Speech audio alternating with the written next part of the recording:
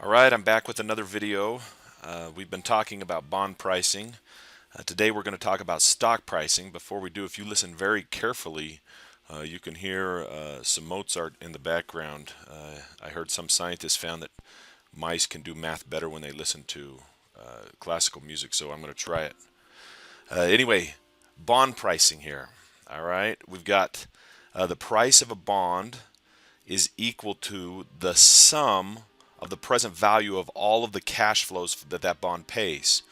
If you look strictly at this ratio here, this is going to be the present value of each of the coupons, and this is going to be the present value of the face value. And notice that we're summing across all of the present values of the coupons, and we add the last present value of the face value. Remember, the price of anything is determined by supply and demand, and in finance, we assume that we can approximate prices by taking the present value of all of the future cash flows that that asset pays. Okay, so let me introduce stock pricing. It piggybacks right perfectly off of bond pricing. Here is the stock pricing formula that we'll begin with.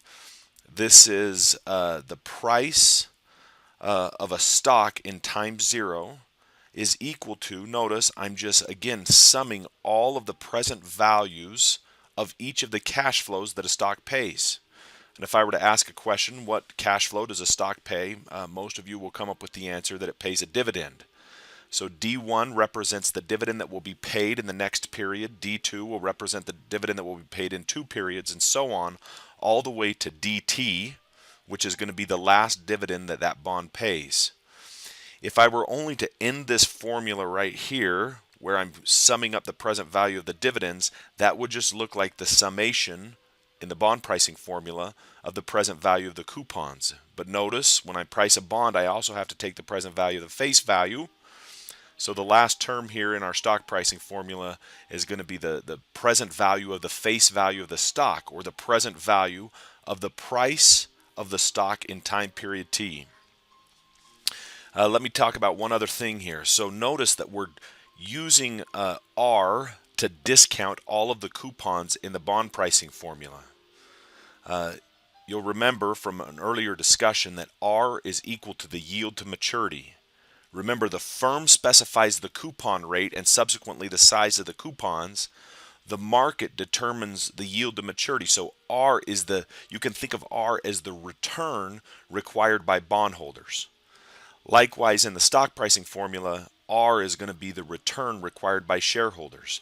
I use the example of Shark Tank, right? When an entrepreneur comes in and is talking about a particular new project that they're trying to get some investment from the sharks. Again, the sharks are generally providing equity financing or trying to buy ownership in the company. The sharks will want a return each year for the project. For instance, if someone is introducing some I don't know, new athletic drink or something, the sharks are thinking in their head, I've got to earn at least 25% per year because this is a risky venture. So the R that we're looking at here in the stock pricing formula, the R that we're looking at in the stock pricing formula is the return required by shareholders. Again, remember, in finance, the price of any asset is equal to the present value of the cash flows that that asset will pay. And when we're talking about stocks, we generally think of the cash flows that a stock pays as dividends. And then, of course, at one point in the future, that stock will be worth something. So PT is the face value of the stock in time period T.